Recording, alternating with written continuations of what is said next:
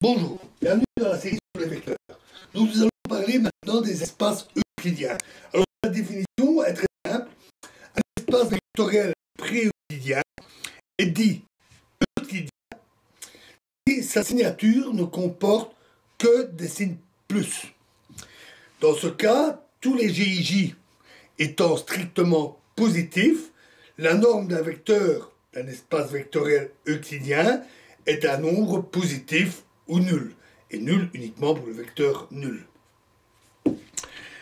La racine carrée du carré scalaire d'un vecteur x constitue la norme de x, et donc on a norme de x égale x exposant à demi, tout simplement. En géométrie classique, la norme représente la longueur d'un vecteur, et les espaces vectoriels pré-euclidiens dont la signature comporte des signes plus et moins sont appelés des espaces improprement euclidiens ou encore plus fréquemment des espaces pseudo-euclidiens. Alors revenons aux espaces euclidiens et considérons une base orthogonale x1, xn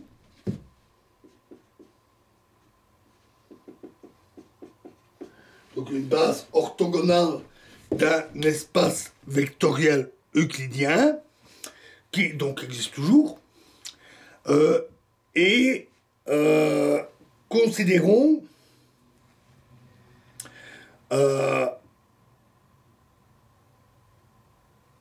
pour chaque vecteur xi de cette base, considérons le vecteur obtenu en divisant par sa norme. On obtient un vecteur EI qui est égal à XI divisé par la norme de XI. Et ce vecteur est évidemment de norme égale à l'unité. On a donc pour ces vecteurs EI, EJ égale à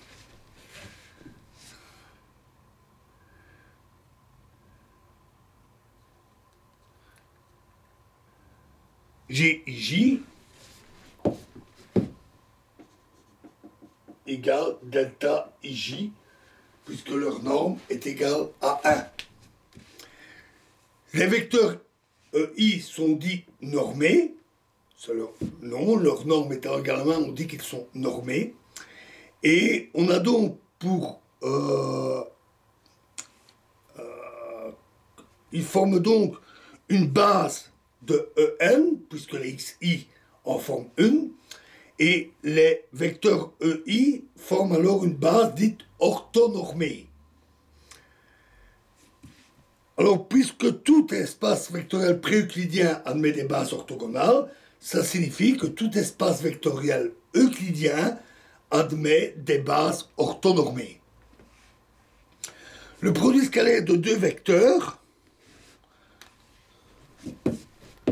x égale xi, ei et y égale yi, ei, le produit scalaire de ces deux vecteurs dans une base orthonormée devient xy égale delta j xi xj, c'est-à-dire yj xi yi. Prend donc une forme très simple.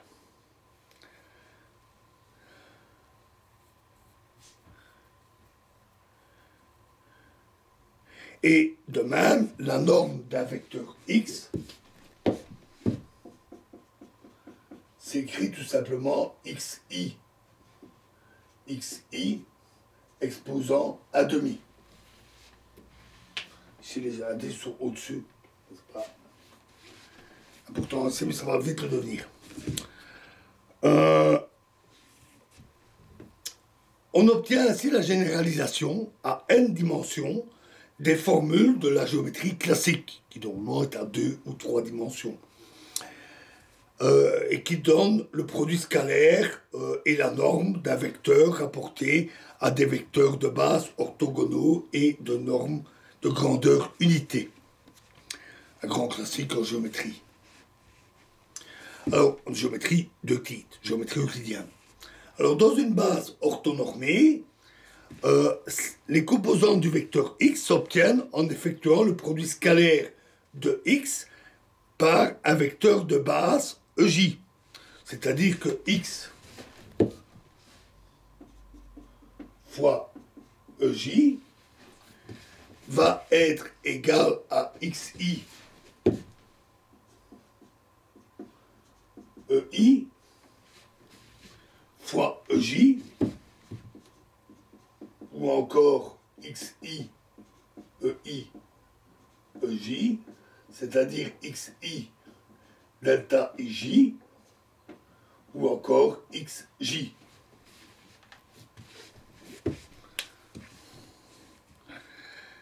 Ces produits scalaires notés xj s'appellent les composantes covariantes. Donc on les note x avec un indice inférieur. Ici j'ai mieux les noter, c'était des indices supérieurs, ij, ij. Un indice inférieur est appelé composante covariante dans la base EI du vecteur x. Ces composantes sont donc définies par xj égale x fois ej. Elles seront donc notées au moyen d'indices inférieurs et nous verrons par la suite que ces composantes s'introduisent de manière tout à fait naturelle dans le cas de certains vecteurs de la physique, par exemple le vecteur gradient. D'autre part, la notion de composante covariante sera essentielle pour les tenseurs, que nous verrons dans pas si longtemps. Alors, la relation ici montre que les composantes covariantes xj sont liées aux composantes contravariantes xi classiques. Pour les distinguer, ces dernières sont appelées, on l'avait déjà vu, composantes contravariantes du vecteur x. Les composantes contravariantes, donc des nombres xi avec un indice supérieur, sont donc x égale xi avec un indice supérieur ei. Et xj égale xej. Donc ça, les composantes covariantes, et là, les composantes contravariantes.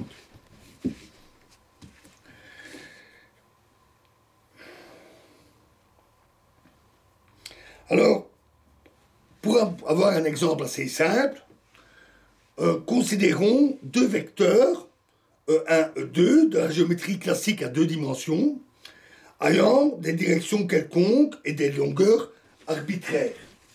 Donc on va avoir deux directions, M', M seconde, un point origine O, un point M, et on va avoir les vecteurs E1, E2, le long de ces directions, et ici le vecteur A.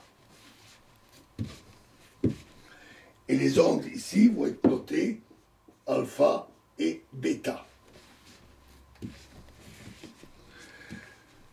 Alors, A est donc le vecteur OM. La parallèle à la droite qui porte E2 et passant par M définit un point M'. Donc, un parallèle à cette droite-là définit M' avec OM' est égal à X1 E1. Et de même, en prenant l'autre parallèle, m seconde, OM seconde égale x2 E2. Et donc, on a que le vecteur A égale x1 E1 plus x2 E2.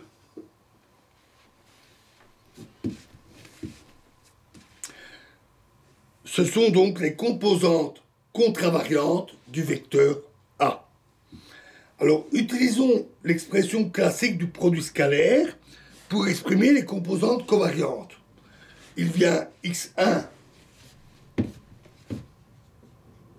donc covariant indice en bas, est égal à A fois E1, est alors égal à norme de A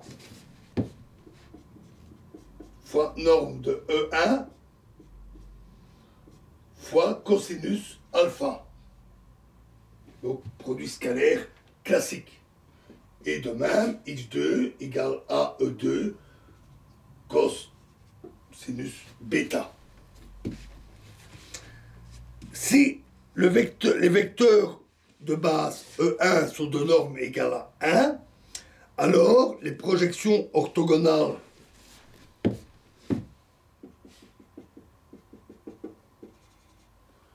ici sont représentent les composantes covariantes du vecteur A. Alors, considérons maintenant le cas d'une base orthonormée.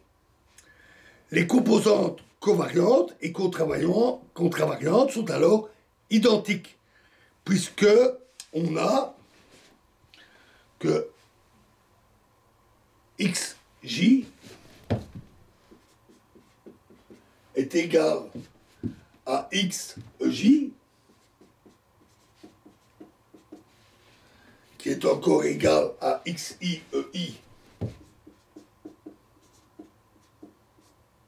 ej, c'est-à-dire xi ej égale xi delta ij, puisque la base est orthonormée, c'est-à-dire xj. Donc les composantes covariantes et contravariantes sont identiques. Évidemment, ça c'est dans une base orthonormée. Il n'en est pas de même dans des bases quelconques. Et donc dans la prochaine vidéo, nous verrons les relations entre composantes dans le cas quelconque. Nous parlerons également des produits scalaires et des normes en utilisant les composantes contravariantes et covariantes. Et nous parlerons également des changements de base. Je vous remercie.